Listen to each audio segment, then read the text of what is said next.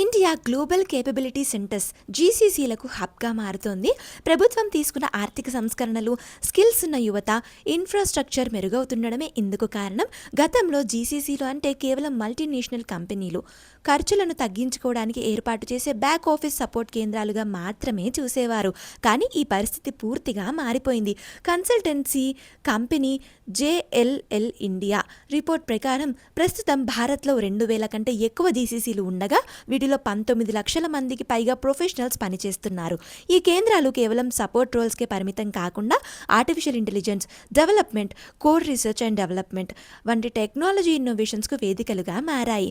జీసీసీలు వస్తుండడంతో real estate sector లాభపడుతోంది. 2025లోనే భారతదేశంలోని top 7 నగరాల్లో జరిగిన మొత్తం ఆఫీస్ స్పేస్ లీజింగ్లో ఏకంగా 38% వాటాలను జీసీసీలే దక్కించుకున్నాయి.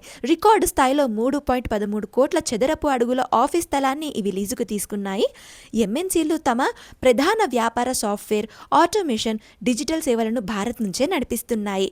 పెద్ద మొత్తంలో జీసీసీలను హైదరాబాద్ ఆకర్షిస్తోంది. తాజా రిపోర్ట్ల ప్రకారం ఈ సిటీలో 350 నుంచి 400 కంటే ఎక్కువ సెంటర్లు పనిచేస్తున్నాయి.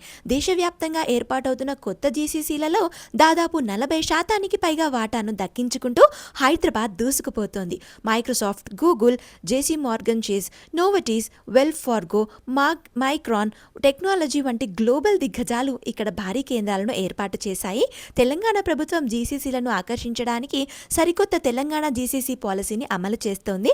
అర్హత గల ప్రాజెక్టుల పెట్టుబడులపై సుమారు 30% వరకు క్యాపిటల్ సబ్సిడీని అందిస్తోంది. సింగిల్ విండో సిస్టమ్ అయిన టీఎస్ ఐపాస్ ద్వారా కేవలం 15 రోజుల్లోనే అవసరమైన అన్ని రకాల ప్రభుత్వ అనుమతులను ఫాస్ట్ ట్రాక్ పద్ధతిలో మంజూరు చేస్తోంది.